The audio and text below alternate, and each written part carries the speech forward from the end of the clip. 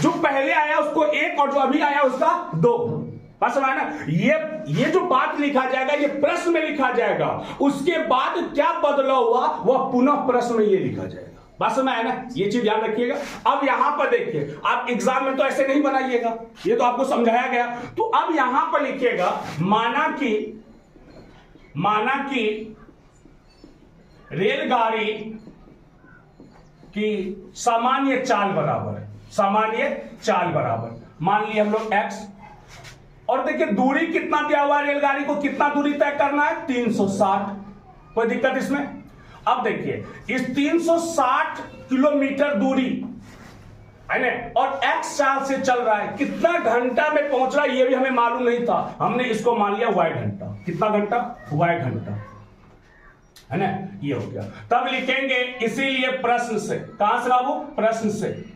जरा ध्यान से सुनिएगा, अब क्या कहता है। अब लिखेंगे हम लोग यहां पर समय बराबर, सूत्र होता है दूरी बट्टे चाल। बताइए आपका समय क्या है? y, दूरी कितना है 360, और चाल कितना चल रहा है x में। ये हो गया समीकरण नंबर 1। किसी को दिक्कत है तो बोलिएगा। अब देखिए क्या क्या लिखेंगे, पुनः प्रश्न से कहते हैं कि अब चाल 5 किलोमीटर पर घंटा अधिक हो जाती है। किसके सापेक्ष अधिक हो जाती है? पहले के चाल में चल रहे ट्रेन की जो गति था, अब उसमें 5 और अधिक हो गया। तो पहले तो x था, अब कितना हो गया? x + 5। पहले तो y घंटा लग रहा था, अब कहता उससे 1 घंटा कम। पहले y, अब उससे 1 घंटा कम, तो पहले के समय में 1 घंटा घटा दिए। दूरी क्या? वही दूरी को तय करेगा ना। तो यहां पर लिखेंगे, है ना 5 किलोमीटर पर घंटा अधिक होने पर चाल बराबर। तो क्या हो जाएगा? 5 किलोमीटर अधिक हो गया पहले के सापेक्ष, तो पहले x, अब उसमें 5 बढ़ गया, x + 5, है ना। समय बराबर क्या हो जाएगा? पहले लग रहा था y, अब उसमें 1 घंटा कम हो गया, y - 1। दूरी क्या है? दूरी वही है जो एक समान चाल से चल रहे थे, तो दूरी है 360। तब यहां लिखेंगे इसीलिए समय बराबर दूरी बट्टे चाल। समय क्या है? y - 1, दूरी कितना है 360, बट्टे चाल क्या चल रहा है x + 5। समीकरण नंबर 2। यहां तो कोई दिक्कत? अब जरा ध्यान से देखिएगा, मेरे पास समीकरण 1 और 2 आया। अब हम यहां पर लिखेंगे समीकरण 1 और 2 से, समीकरण 1 - 2 से, यानी समीकरण 1 में हम लोग समीकरण 2 को माइनस करेंगे। याद रखिएगा, समीकरण 1 का LHS और समीकरण 2 का LHS, दोनों का LHS माइनस होगा, और RHS से। तो पहले समीकरण का LHS है आपका y, इसको माइनस कीजिएगा दूसरा क्या है? y - 1। पहला का RHS है 360, इसका माइनस कीजिएगा दूसरा से, तो दूसरा का RHS क्या है 360 बट्टे x - 5।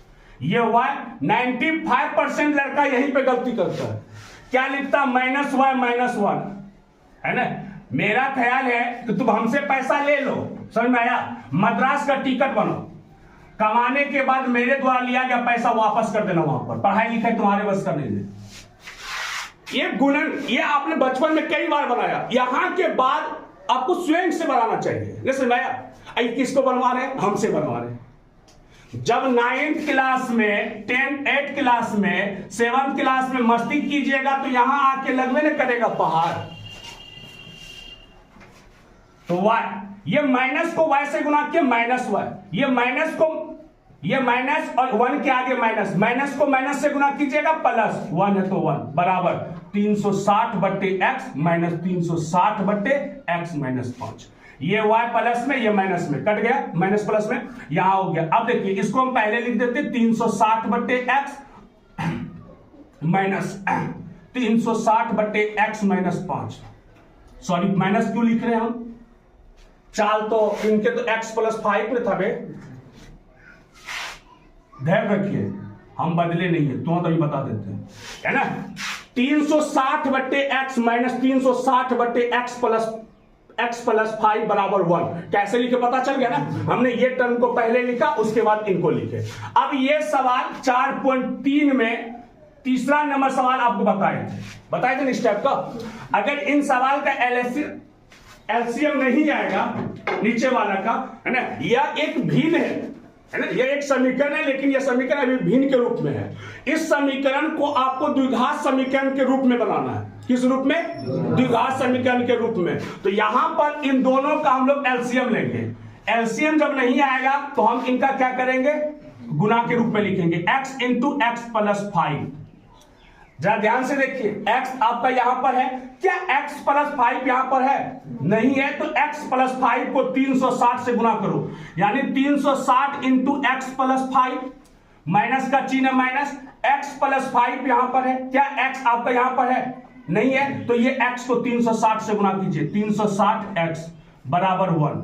यहां देखिए 360 गुना x, 360x प्लस, यहां देखिए 360 को आप है ना प्लस 5 से गुना कीजिएगा तो ये होगा 6 5 30 5 3 15 1800 माइनस 360x बटे x को x से गुना किए x स्क्वायर और x को 5 से गुना किए 5x बराबर 1।